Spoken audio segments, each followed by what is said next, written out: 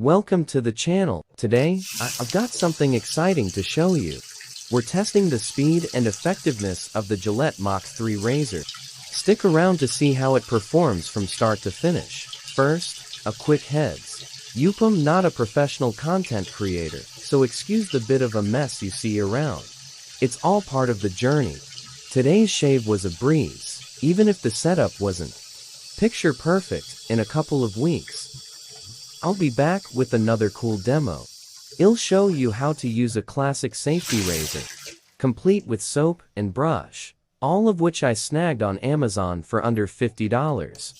Fun fact, I started shaving with the safety razor when I was 17.